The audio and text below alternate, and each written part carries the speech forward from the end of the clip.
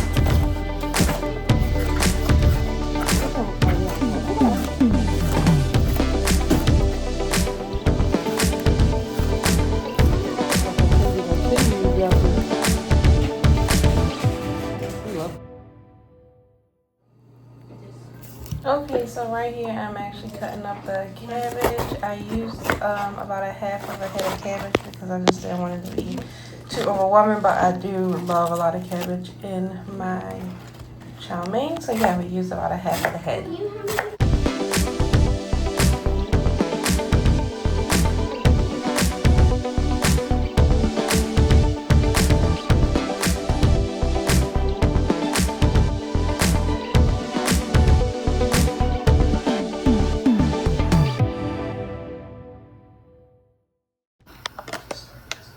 Okay, now we're going to saute up all the veggies. I'm waiting for the water to boil to cook the chow mein.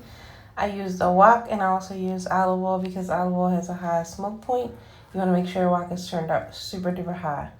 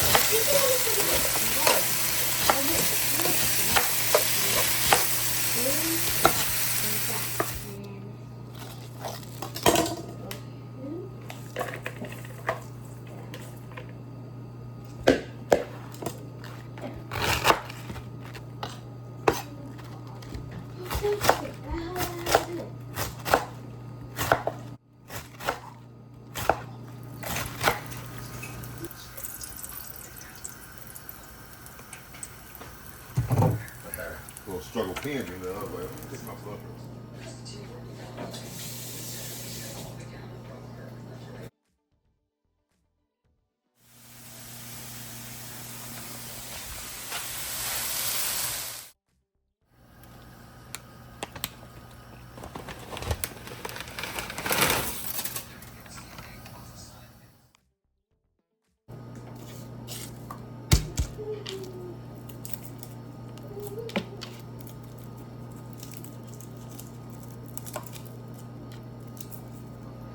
Okay, y'all, let's make this sauce. So I'm gonna use some dark soy sauce. I had just the right amount too. I'm gonna use some hoisin. I do not measure, I'm so sorry, but if you want measurements, let me know and I can try to give you a roundabout. But yeah, I just add what I think is needed. I put sesame oil, and sesame oil is a must-have. You cannot skip this part. It gives the nutty, rich flavor to the chow mein. This is something I've never seen anybody else do, but I do it. I add ponzu because I love ponzu. It is basically dumpling sauce, but it adds a really good sweet flavor. And then I'm also going to add a couple teaspoons of brown sugar for, again, a little bit more sweetness. And mix it up. And I don't know how, but every time I make this, I always make just enough for my chow mein. So, yeah, I don't measure. I'm sorry, but I can give you some guesstimates on the measurements if you really want the recipe.